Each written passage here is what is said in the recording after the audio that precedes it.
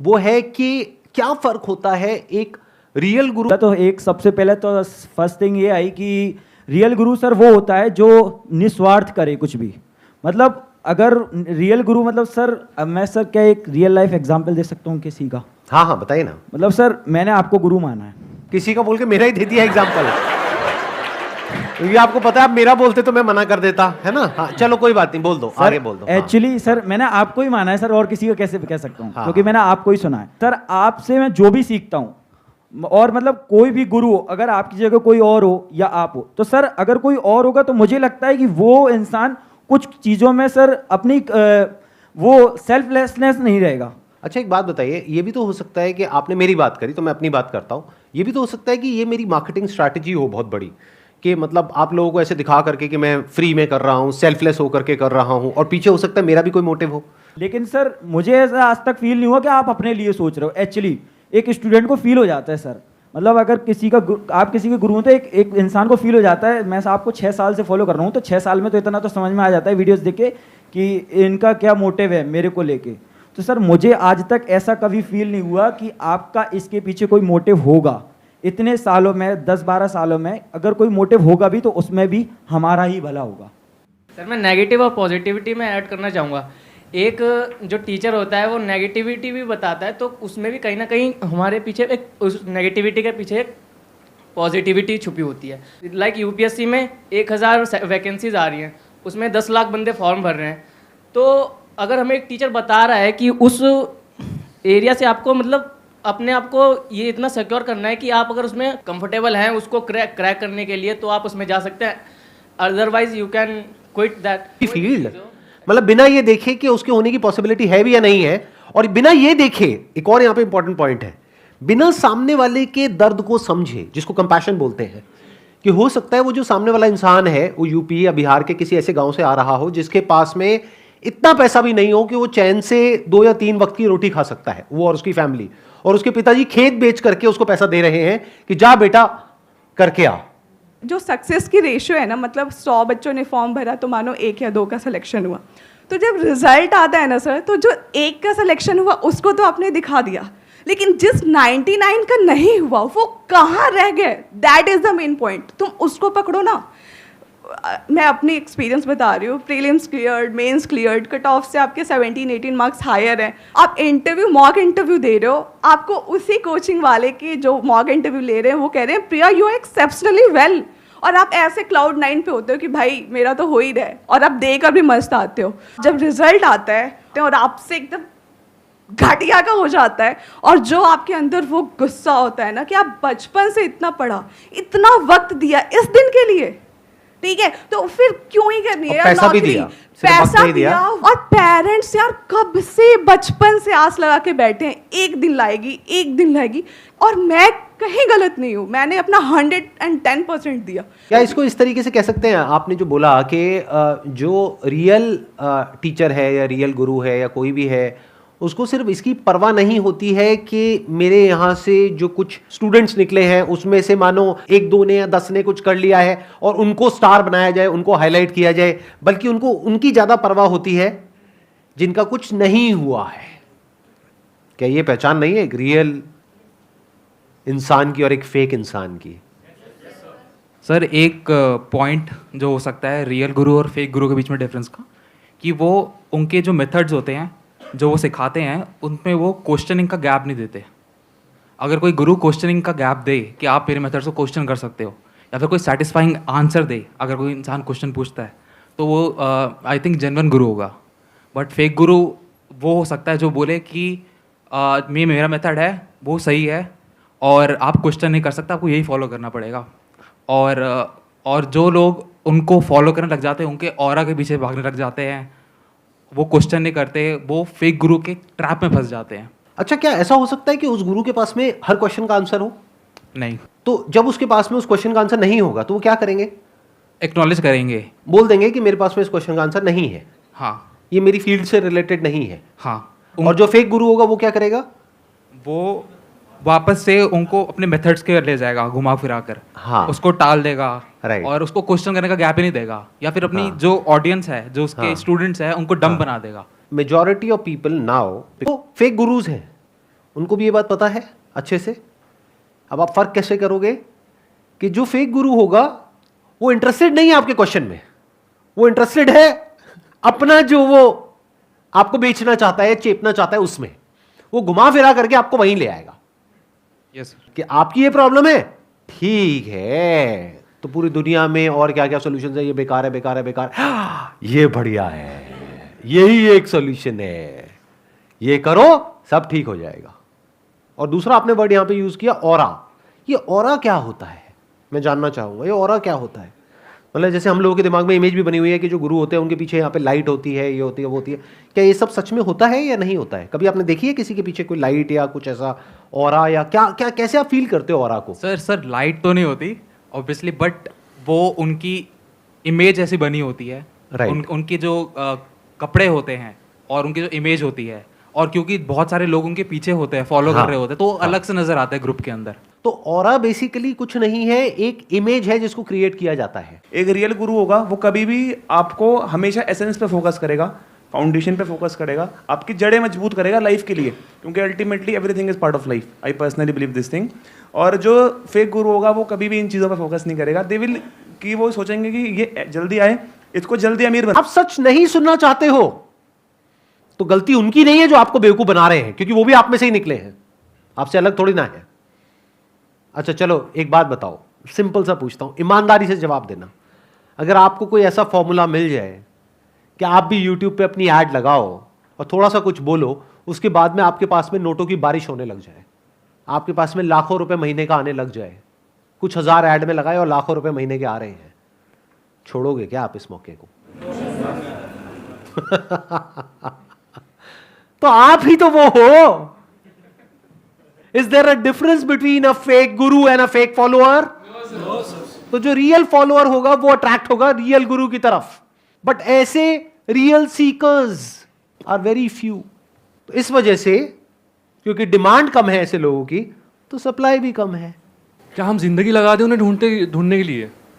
मतलब ऐसा तो हो सकता है ना कि हम बूढ़े भी हो जाए, हमें हमारा गुरु ही ना मिले। क्या आपको चाहिए रियल गुरु?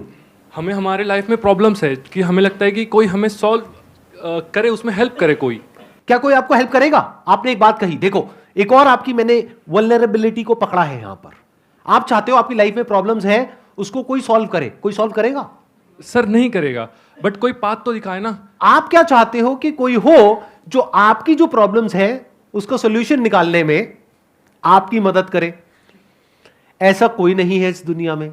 क्यों? क्योंकि हर किसी की लाइफ में अपनी प्रॉब्लम्स हैं। वो अपनी प्रॉब्लम्स के सॉल्यूशन निकालेगा या आपकी प्रॉब्लम्स के सॉल्यूशन निकालेगा? लगाओ दिमाग, सोचो। वो गाइड करेगा उस तरीके से जिसमें उसका फायदा है। वो सुबह से रात तक जो भी कुछ करेगा वो करेगा अपने ड्रीम्स को, अपने डिजायर्स को, अपने गोल्स को, अपने एम्बिशंस को, अपने विजन को पूरा करने के लिए। This entire society is extremely greedy. Sir real गुरु के भी तो एम्बिशंस, अपने गोल्स हो सकते हैं। क्या सर ये गलत है कि रियल गुरु जो है अपने एम्बिशन, अपने गोल ना फॉलो करे? क्या हम गुरुज को दो पार्ट में डिवाइड कर सकते हैं, एक स्पिरिचुअल, एक materialistic? Is that okay? Yes sir. तो अगर कोई मटेरियलिस्टिक दुनिया में आपको सक्सेसफुल कैसे होना है उसके बारे में सिखा रहा है, तो उसके अपने कोई ना कोई गोल्स, कोई ना कोई एम्बिशंस तो होंगे ही। Yes sir. बट वहां पर आपको क्या देखना है कि क्या उसने खुद जिंदगी में कुछ किया है या नहीं किया है।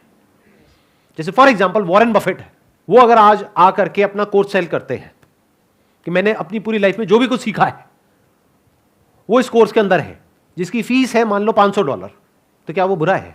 नहीं सर। क्यों बुरा क्यों नहीं है? सर वो जिस लेवल पर है, वो उसे उस चीज़ को अचीव करने में 50 साल लगे, और वो उसको आपको बहुत कम पैसे में बेच रहा है क्योंकि अपनी नॉलेज बेच रहा है, तो सर गलत नहीं हो सकता ना। Right. Number one is he is a university in himself as far as knowledge of stock market is concerned. तो अब अगर वो स्टेप बाय स्टेप आपको बताएं कि मैंने पूरे पिछले 60 साल में क्या किया और ये मेरी लर्निंग्स थी, ये करना चाहिए, ये नहीं करना चाहिए, अगर आप वो सीख लेते हो तो हो सकता है वो $500 के कोर्स की वजह से आपके लाखों डॉलर बच जाए। लेकिन कोई ऐसा इंसान है जिसने कुछ भी नहीं किया है, बस कहीं से थोड़ा बहुत कुछ पढ़ लिया है, खुद $1 भी इन्वेस्ट नहीं किया है स्टॉक मार्केट में, अब वो कोर्स बेच रहे हैं $50 का। वॉरेन बफेट का है $500 का। कौन सा बेटर है दोनों में से? सर ऑब्वियसली वॉरेन बफेट का। $500 का बेटर है, जबकि वो महंगा है तब भी। Yes yes. और ये $50 का क्या है फिर? ये फेक है सर, क्योंकि उसने खुद कुछ अचीव नहीं किया, वो सिर्फ बोल रहा है और बोलने पर बेच रहा है आपको किसी भी अगर चीज़ को। थोड़ा सा भी डाउट हो तो छोड़ो ना उस इंसान को, लोगों की कमी नहीं है। अरे वॉरेन बफेट का ऐसा कोई कोर्स नहीं है, लेकिन उनकी बुक तो है। जी जी। जो उनके गुरु थे बेंजामिन ग्राम, उनकी अपनी बुक है इतनी मोटी, द इंटेलिजेंट इन्वेस्टर। तो वो बुक कितने की है? 500-700 रुपए की, बस तो हो गया ना काम। क्यों एक घोंचू को $50 दे रहे हो? सही बात है सर। 500 रुपए की बुक पढ़ो ना। You need to seek advice from the best in the industry. ये आ गई बात मटीरियलिस्टिक गुरु की। अब दूसरा एस्पेक्ट आता है इसका स्पिरिचुअल गुरु का, क्योंकि बहुत स्पिरिचुअल गुरुज हैं पूरे वर्ल्ड में। ये मत समझना सिर्फ इंडिया में है, पूरे वर्ल्ड में है। अलग अलग तरह के कल्ट हैं जो पूरे वर्ल्ड में चल रहे हैं या चल रहे थे। तो अब बात करते हैं जो स्पिरिचुअल गुरु होता है, रियल स्पिरिचुअल गुरु, क्या उसका खुद का कोई एम्बिशन होता है? लगाओ दिमाग। स्पिरिचुअल वर्ल्ड में जो रियल गुरु है उनका ये रहेगा कि अपना स्पिरिचुअल लेवल पे वो कैसे आगे बढ़ सकते हैं। जैसे सर अपन मेडिटेशन के बारे में बात करते हैं, जो सबसे पहले अपने बॉडी के लेवल पे लोग काम करते हैं, उसको कंट्रोल में करना, फिर अपने माइंड को कंट्रोल में करना, और जो अगला लेवल आता है जो स्पिरिट का लेवल आता है, अपनी स्पिरिट को कंट्रोल में करना। तो सबके अलग अलग लेवल होते हैं सर। जो जिस लेवल पे है, मान लीजिए कोई बॉडी के लेवल पे है तो वो माइंड के लेवल पे जाना चाह रहा है, और कोई माइंड के लेवल पे है तो वो उससे ऊपर अपने स्पिरिट के लेवल पे जाना चाह रहा है। ऊपर जाने का मतलब क्या? लेवल पे आगे बढ़ने का मतलब क्या? कि अगर बॉडी पे कुछ गर्म लगेगा तो क्या उसको दर्द नहीं होगा? होगा सर। क्या उसको भूख नहीं लगेगी? क्या उसको प्यास नहीं लगेगी? क्या वो सांस नहीं लेगा? तो व्हेन यू से कि एक रियल गुरु का मतलब ये कि वो बॉडी के लेवल से ऊपर उठ गया है, या वो अब ऊपर उठना चाह रहा है, उसके भी अपने लेवल्स हैं। जैसे अभी आप बॉडी के लेवल से ऊपर नहीं उठे हो, लेकिन जो गुरु है वो बॉडी के लेवल से ऊपर उठ गया, अब उसको माइंड के लेवल से ऊपर उठना है। तो वो पहले आपको बॉडी के लेवल से ऊपर उठाएगा, साथ साथ में खुद माइंड के लेवल से ऊपर उठेगा। और माइंड के लेवल से ऊपर उठने का मतलब क्या? क्या ब्रेन में थॉट्स आने बंद हो जाएंगे? नहीं सर। फिर क्या होगा? What do you mean by raising above the level of mind? उनके लिमिट होगी सर, जो वो सोचना चाह रहे हैं वो ही उसी लिमिट तक ही सोचेंगे। क्लियर थॉट रहेगा उनको, लीनियर मतलब एक सोच रहेगी, इधर उधर बिखरेगी नहीं सर उनकी सोच। आप कह रहे हो उनकी सोच कभी बिखरेगी नहीं, आपको कैसे पता? क्या आपने कभी उनकी ब्रेन के अंदर झांक करके देखा है? क्या ऐसा हो सकता है कि किसी की सोच ना बिखरे? क्या जो रियल गुरु होता है वो आपसे अलग होता है बॉडी के लेवल पे और माइंड के लेवल पे? सर जैसे बॉडी की हेल्थ होती है वैसे ही माइंड की अपनी एक हेल्थ है। वो किस लेवल पे हेल्थ के बॉडी का उसका हेल्थ लेवल क्या है, माइंड का भी वैसे ही हेल्थ लेवल अगर गुरु की हेल्थ खराब है तो बॉडी के लेवल वो देखना पड़ेगा ना सर, बॉडी के लेवल पे है या फिर माइंड के लेवल पे खराब है। दोनों के लेवल पे खराब है तो तो सर फिर वो गुरु हो ही नहीं सकता सर। तो वो गुरु हो ही नहीं सकता। तो मतलब अगर कोई टीचर है वो अगर बीमार पड़ गया है तो वो टीचर नहीं हो सकता। माइंड के लेवल पे नहीं बीमार होगा ना, अगर बॉडी के लेवल पे है तो इसका मतलब आप ये कहना चाह रहे हैं कि वो गुरु परफेक्ट है बॉडी के लेवल पे और माइंड के लेवल पे। ना तो वो बीमार पड़ सकता है, ना उसके माइंड के लेवल पे कोई प्रॉब्लम हो सकती है, ना बॉडी के लेवल पे कोई प्रॉब्लम हो सकती है। वो परफेक्ट है, perfection personified. That's what a guru is, that's what you are thinking. आपको ऐसा लगता है कि वो जो गुरु है वो आपसे अलग है, उसका लेवल आपके लेवल से बहुत ऊपर है। कभी झांक करके देखा है अपनी बॉडी के अंदर, अपने माइंड के अंदर के एग्जैक्टली क्या चल रहा है? और सच बोलने का दम है तब आप ये बोल सकते हो कि इस दुनिया में कोई भी इंसान हो कैसा भी, जो सो कॉल्ड आपके लेवल्स है, कोई लेवल नहीं है। इंप्रूव क्या करते हैं फिर? Is there any improvement in spirituality और देयर इज ओनली रियलाइजेशन? दोनों में जमीन आसमान का फर्क है अंकल आंटीज। इस मटीरियलिस्टिक वर्ल्ड में इंप्रूवमेंट चाहिए। अगर हमें यहां से, आप एक आदमी हो, बट मान लो इस पूरी सोसाइटी ने, पूरी दुनिया ने, आपके पेरेंट्स ने, सबने कंडीशनिंग कर दी कि आप आदमी नहीं हो। आप बोले चले जा रहे हो नहीं मैं आदमी नहीं हूं।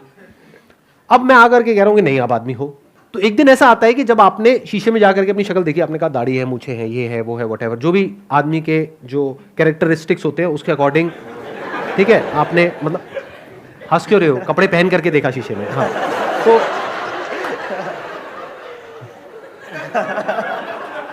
फिर आपने कहा हाँ मैं आदमी हूं। तो ये क्या हुआ? Is it some kind of improvement? Realization. या सिर्फ उसको रियलाइजेशन हुआ कि अरे मैं तो आदमी ही हूं, था, हूं और रहूंगा। दुनिया में दो तरीके के प्राणी हैं। एक वो जो सच को जानना चाहते हैं, जो सच सुनना चाहते हैं, उनको आप बोल सकते हो सीकर्स ऑफ द ट्रूथ। ऐसे बहुत ही कम लोग हैं इस दुनिया में। बाकी लोग इंटरेस्टेड नहीं है सच में, वो झूठ भी जानता है कि मैं क्या हूं। वो एक बहती हुई नदी के जैसा होगा, वो किसी के पास नहीं जाएगा, किसी को कुछ नहीं कहेगा। लोग उसके पास आएंगे, कौन आएंगे? बहुत रेयरेस्ट ऑफ रेयर ऐसे कुछ लोग जिनके अंदर प्यास होगी और उनकी प्यास बुझ जाएगी। अब चाहे यहां से बुझे चाहे कहीं और से बुझे, उसको क्या फर्क पड़ता है? उसके माइंड में कोई कैलकुलेशंस नहीं होगी कि मैंने इतने लोगों की प्यास बुझाई, देखो मैं कितना महान हूं। ऐसा नहीं होगा। वो अपनी जगह पर टिक करके बैठा हुआ होगा।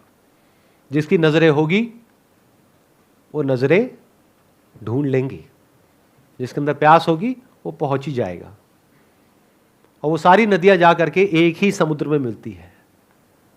वहां पर जाकर के सब एक हो जाते हैं, सारे गुरु, सारे शिष्य। फिर उसके बाद में करने को कुछ नहीं रह जाता है।